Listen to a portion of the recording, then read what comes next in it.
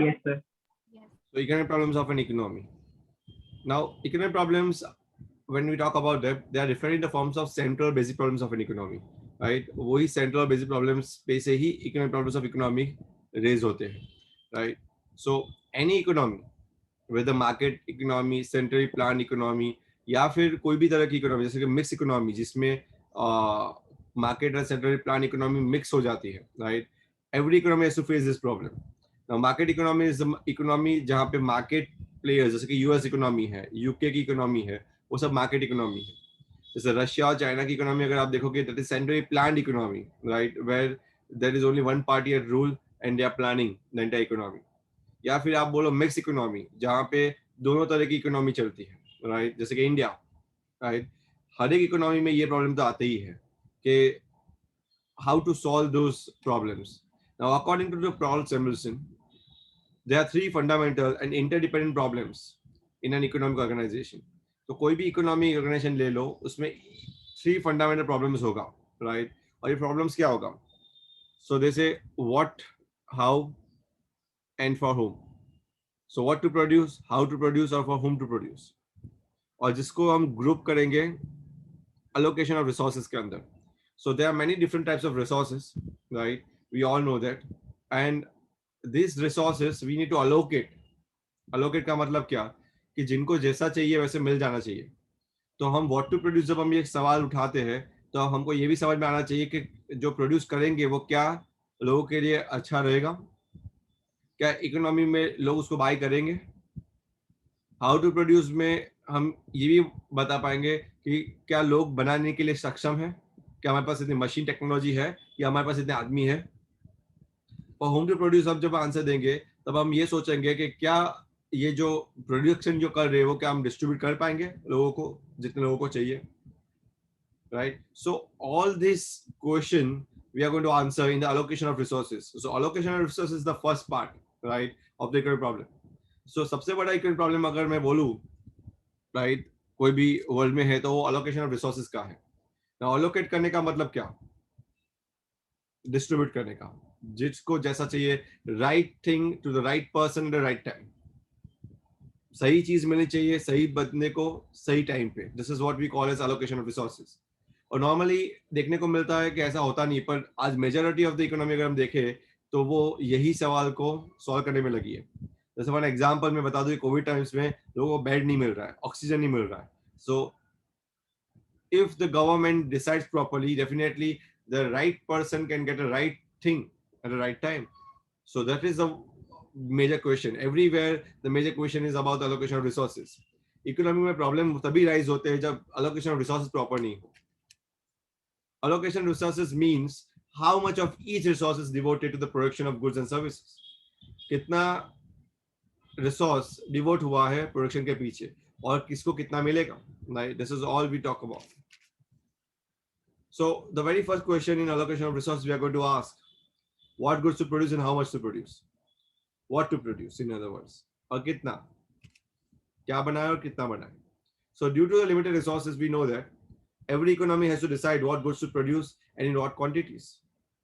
If the means were limited, अगर जरिया limited है, then it would lead to the stage of salvation. पर यहाँ पे जरिया limited नहीं है, right? So we have a lot of ways to find out the resources and to produce the resources. तो पहले तो सवाल यही दो पहले तो कि क्या goods produce करोगे, right? So what goods to produce and in what quantities. But the means are limited. याद रखिए जो जरिया है वो always limited होते हैं. And the economy must decide the efficient allocation of scarce resources. हर एक इकोनॉमी को ये आंसर देना पड़ता है कि उसके जितने भी scarce resources है वो उसको कैसे allocate करेंगे. क्यों? क्योंकि यहाँ पे उनको दो चीज दिखना पड़ता है, आउटपुट ही नहीं बट आउटपुट मिक्स भी ऑप्टिमम हो. ना ये वर्ड जो है ऑप्टिमम, उसका मतलब ये इकोनॉमिक्स से बहुत बार आएगा ये वर्ड. उसका मतलब होता है मैक्सिमम या मिनिमम. तो अगर ऑप्टिमम वर्ड्स तभी समझ में आता है आप जिसके साथ उसको यूज करते हो. फॉर एग्जाम्पल जब मैं बोलूँ ऑप्टिमम कॉस्ट, तो हमको कॉस्ट कैसी चाहिए, मिनिमम कॉस्ट चाहिए, तो ऑलवेज हम बोलेंगे मिनिमम. मैं बोलूँ optimum profit, maximum. Optimum allocation of resources, maximum. Optimum loss, minimum, right. So optimum का मतलब होता है मैक्सिमम और मिनिमम, और ये जिसके साथ आप यूज करते हो उसके साथ उसका मतलब बदलता है, राइट. सो यहाँ पे याद रखना कि जब हम एफिशिएंट एलोकेशन की जब हम बात कर रहे हैं और scarce resources, we need to remember that both output and output mix, दोनों ही चीज ऑप्टिमम हो, राइट. यानी मैक्सिमम आउटपुट निकले, और आउटपुट मिक्स का मतलब होता है कि different types of product in output. जैसे एग्जांपल, इंडिया जैसे काफी कुछ चीज बना रहा है, food, vegetables, right, you can say food grains, you can say steel, you can say iron, you can say copper, you can say refrigerator, television. There are a lot of things that you can name there. So this is what we consist of output mix. 1000 product ऐसी होगी जो output mix में आएगी. और याद रखिए output mix आपको ऐसे बनाना है जो ऑप्टिमम हो. ऑप्टिमम यानी सबको मिल जाए, इतना मैक्सिमम हो कि वो सबको प्राप्त हो जाए. Remember, an economy has to make choices of the wants which are important for the economy as a whole. उनको ऐसे भी choices बनानी पड़ेगी, right, जो पूरी इकोनॉमी के लिए अच्छा हो. For example, if the economy decides to produce more cloth, अगर इकोनॉमी ये सोचते हैं कि ज्यादा हम क्लॉथ बनाएंगे, it is bound to reduce the production of food. उसको फूड का प्रोडक्शन जानबूझ के कम कर देना पड़ेगा, राइट. क्योंकि रिसोर्सेस लिमिटेड है, हमको पता है, और इसीलिए अगर एक रिसोर्स क्लॉथ बनाने के पीछे जाएगा तो उतना फूड नहीं बना पाएगा, right. Next question is what goods to produce and how much to produce. कौन सा गुड्स प्रोड्यूस किया जाए और कितना, इस दूसरा सवाल रहेगा. The reason is that resources used to produce food and cloth are limited and given. जो भी रिसोर्सेज फूड एंड क्लॉथ बना रहा है, राइट, वो लिमिटेड है और गिवन है. So the question in here कि प्रोड्यूस कैसे किया जाए. अगर आपके पास टेक्नोलॉजी आ जाती है तो आप यही फूड और क्लॉथ बहुत स्पीड में प्रोड्यूस कर सकते हैं. पर अगर हमारे पास जब तक टेक्नोलॉजी नहीं है तब तक ये सवाल तो रहेगा ही कि क्या मैं उसको लेबर इंटेंसिव से बनाऊं, यानी कि मजदूरों लगा के बना दूं, या फिर टेक्नोलॉजी यानी कि मशीन से बनवा दूं, राइट. मैं अगेन रिपीट कर रहा हूँ, रिसोर्सेज ऑलवेज लिमिटेड होते हैं, तो टेक्नोलॉजिकल प्रोडक्शन भी हो सकता है, और आपके पास टाइम अनलिमिटेड नहीं है, लोगों की डिमांड तो बढ़ती जाएगी हर रोज. Thus, an economy has to decide what goods it would produce on the basis of availability of technology, cost of production, cost of supplying, and demand for the commodity. ये सब कुछ ध्यान में लेके ही आपको टेक्नोलॉजी कैसी है, प्रोडक्शन कैसा है, सप्लाई का खर्चा कितना आएगा, क्या आपकी डिमांड कितनी है कमोडिटी की, ये सब कुछ जान के ही आपको ये डिसाइड करना है कि how much to produce, right, और how to produce, right. But यहाँ पे क्वांटिटी डिसाइड करना बहुत ही जरूरी है. द नेक्स्ट इससे जुड़ा हुआ सवाल है, इसके बाद जो सवाल रेज होता है दिमाग में वो है हाउ टू प्रोड्यूस. इसको प्रोड्यूस किया कैसे जाए. Now it is the question of choice of technique of production. कौन सी टेक्निक को अपनाई जाए जिससे प्रोडक्शन हो. सिंस रिसोर्सेज आर स्कैर्स, हमको पता है रिसोर्सेज स्कैर्स है, कोई भी इनएफिशिएंट टेक्निक ऑफ प्रोडक्शन इससे क्या हो जाएगा, it will lead to the wastage, high cost, और ये आप अप्लाई नहीं कर सकते, क्योंकि अगर आप अप्लाई करने जाओगे तो प्रोडक्शन बहुत कम निकलेगा. A technique of production which would maximize the output or minimize the cost should be used. आपको ऐसी टेक्निक यूज करनी है जिससे आउटपुट मैक्सिमाइज हो, या फिर बोल सकता हूं कॉस्ट मिनिमाइज हो. We generally consider two types of techniques of production. Generally हम जब बात करें तो दो तरह की टेक्निक पर हम बात करते हैं. एक लेबर इंटेंसिव, जहाँ पे मजदूरी का काम ज्यादा होता है, यानी कि लेबर ज्यादा काम करता है. एंड सेकंड कैपिटल इंटेंसिव, जहाँ पे मशीन्स, मैकेनाइजेशन का काम ज्यादा होता है, right. In capital intensive technique more capital and less labour used, और अगर लेबर इंटेंसिव में देखने जाए तो more labour and less capital use. तो लेबर इंटेंसिव का मतलब क्या होता है, ज्यादा लेबर यूज होता है वहां पे, राइट, और कैपिटल कम, मशीन्स कम. तो कैपिटल इंटेंसिव का मतलब मोर कैपिटल एंड लेस लेबर. समझ में आ रहा है? Yes, sir. Okay. Yes, sir. Now, for example, it is always technically possible to produce a given amount of the wheat or rice, right? तो आपको wheat या rice grow करना है तो easily आप produce कर सकते हैं with more of the labor and less of the capital, जिसमें आप labor ज्यादा डालो, capital कम डालो. अगर ऐसा करोगे तो उसको हम labor intensive बोलोगे. Labor intensive का मतलब labor ज्यादा है वहां पे, या फिर सी ऑलवेज ऐसा तो जरूरी नहीं है कि सब कुछ लेबर से ही हो, कहीं ना कहीं हम लेबर के साथ मशीन की जरूरत तो पड़ती है, राइट? सो ऐसा भी हो सकता है कि आप उसमें कैपिटल ज्यादा यूज करो और लेबर कम यूज करो, तो उसको हम कैपिटल इंटेंसिव बोलेंगे। ना the same is true for most of the commodities. दुनिया में आप जितनी भी कमोडिटीज देख रहे हो वो सबके लिए ट्रू है mostly, right? In the cases of some commodities how choice are limited. कुछ कमोडिटीज हाँ बनाने के लिए आपको चॉइस लिमिटेड होती है। जैसे कि एग्जांपल मैं बता दूं, अगर आपको वुल बनाना है, राइट, वुलन क्लोथ्स बनाने फॉर एग्जांपल, तो वुल में से निकलता है और उसके लिए मशीन ज्यादा यूज नहीं होते दुनिया भर में। क्या यूज होते हैं? हाथ की बुनाई यूज होती है, राइट? तो for example production of woollen carpets और the other items of handicrafts, वो कुदरती nature by nature labour intensive ही है, right? By production of cars, TVs, computers, aircraft, right, अगर बड़े बड़े कॉम्प्लेक्स एयरक्राफ्ट बनाने हो, ये सब कैपिटल इंटेंसिव है। जबकि वुलन कारपेट्स है, वुलन क्लोथ्स है, वो सब लेबर इंटेंसिव ज्यादा है। In most commodities remember, however alternative technology may be available. ऐसा हो सकता है कि हर एक चीज इंडिया में एक तरह से बन रही हो पर दुनिया में कहीं और तरह से भी बन सकती हो। जैसे कि इंडिया में carpet, woollen carpet handloom handicraft के अंदर आता है, यानी वो लेबर इंटेंसिव ज्यादा है।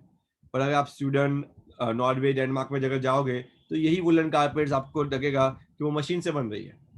तो जरूरी नहीं है कि इंडिया में जैसा बने वैसे दुनिया भर में बनता हो, राइट? तो ऑल्टरनेट टेक्नोलॉजी में भी अवेलेबल हो सकती है कहीं पे, उस जिसको आपको देखना पड़ेगा। Now therefore the problem of choice of technology arises. यहाँ पे ये भी सवाल है कि हाउ टू प्रोड्यूस का मतलब इतना ही नहीं कि हम लेबर इंटेंसिव और कैपिटल इंटेंसिव की बात करें, हम ये भी देखें कि प्रॉब्लम ऑफ चॉइस की टेक्नोलॉजी कौन सी है, वो भी देखनी पड़ेगी। यहाँ पे गाइडिंग प्रिंसिपल क्या है? हमको ऐसी टेक्निक लेनी पड़ेगी जिसमें कॉस्ट कम हो, right, per unit of production में। यानी हमको ये याद रखना है हमको ऑलवेज कि लीस्ट कॉस्ट हो, खर्चा कम हो, तो ही तो इकोनॉमिक्स का मतलब है, राइट? अदरवाइज हम इकोनॉमिक्स पढ़ क्यों रहे? और मैक्रो लेवल अगर हम देखने जाए, the most efficient technique is the one which uses least quantity of the scarce resources. सबसे एफिशिएंट टेक्निक वही होगी जो कम से कम रिसोर्सेज को यूज करे, राइट? अगर ज्यादा आप रिसोर्स को वेस्टेज करोगे तो टेक्निक इतनी यूजफुल नहीं मानी जाएगी। Hence, producers must always produce efficiently by using the most efficient technology. इसे producers को always अच्छी या आप बोलो efficient technology यूज करनी चाहिए। efficient का मतलब होता है कि उसमें wastage कम हो। Because every economy has to choose the most efficient technique of producing a commodity. और जब तक ये नहीं मिले तब तक आपको ढूंढते रहना ही पड़ेगा, राइट? मे बी आप अभी प्रिमिटिव स्टेज पे लेबर इंटेंसिव बना भी रहे हो, मे बी कॉस्टली भी हो, पर फिर भी आपको ये ढूंढते रहना पड़ेगा कि आपके लिए मोस्ट एफिशिएंट क्या है। So this is how you can answer the second question, how to produce. Now the third question, for whom to produce? किसके लिए प्रोड्यूशन किया जाए, right? कौन है जिसके लिए हम प्रोडक्शन कर रहे हैं? This is a question of how to distribute a product among the various sections of the society. इसका सवाल ताल्लुका किसके साथ है कि हम प्रोडक्शन बना तो देते हैं, राइट, कैसे भी करके, बट उसको डिस्ट्रीब्यूट कैसे करेंगे, राइट? डिफरेंट सेक्शन, क्योंकि अगर सोसाइटी में देखे, समाज में देखे, तो रिच लोग भी रहते हैं, पुअर लोग भी रहते हैं, अलग अलग कास्ट के, अलग अलग लैंग्वेज बोलने वाले काफी लोग रहते हैं। So distribution is very very important. जब तक हमारे पास डिस्ट्रीब्यूशन चैनल प्रॉपर ना हो तब तक हम डिस्ट्रीब्यूट नहीं कर सकते अच्छे से। Now, national product is the total output generated by the firms, right? So goods and services are produced in the economy for those who have a capacity to buy them. और हमको ये देखना पड़ेगा क्योंकि उनकी कैपेसिटी कितनी है हर एक बंदे की। कहने का मतलब हम प्रोडक्शन तो इसलिए करेंगे, हम ऐसी चीज तो प्रोडक्शन करेंगे ही नहीं जो कैपेसिटी के बाहर है। एग्जाम्पल बताता हूँ, अगर मैं आज बोल दूं कि रेलवे का फेयर 20,000 रुपये होगा सूरत टू मुंबई, क्या कोई लेगा रेलवे की टिकट? नहीं लेगा। आप उस हिसाब से बनाते हो फेयर को कि जो लोग अफोर्ड कर सके, लोग बाय कर सके, लोग खरीद सके उसको। अगर आप कैपेसिटी के बाहर की चीज बनाओगे तो लोग खरीद ही नहीं पाएंगे और डेफिनेटली कोई यूज भी नहीं होगा उनका, राइट? तो याद रखिए कि जो भी गुड्स और सर्विस प्रोड्यूस हो रही है, राइट, वो उनको पब्लिक को ध्यान में रख के बनाना है। यानी पब्लिक की आमदनी कितनी है, इनकम कितनी है, कितना खरीद सकते हैं, खर्च कर सकते हैं, एक्सपेंसेस कितना कर सकते हैं, उस हिसाब से। एबिलिटी ऑफ कैपेसिटी का मतलब होता है purchasing power of the people and it depends on the income. यही एबिलिटी और कैपेसिटी जो हम बात कर रहे हैं उसका मतलब होता है परचेसिंग पावर, और ये डिपेंड किस पे करता है? इनके इनकम पे। याद रखिए, इनके पास अगर इनकम ज्यादा तो ज्यादा खरीद पाएंगे, so more income means more capacity to buy. The total output ultimately flows to the house in the form of the income, that means यानी फैक्टर इनकम की तरह फ्लो होती है, यानी फैक्टर को वेजेस, लेबर को वेजेस, लैंड को rent, capital को इंटरेस्ट और एंटरप्रेन्योर को profits. So there are millions of people in the society, you see, and each one get a sufficient income to satisfy all his wants. हर एक लोग अपनी wants को satisfy करने के लिए sufficient income कमाते हैं. समझ में आ रहा है?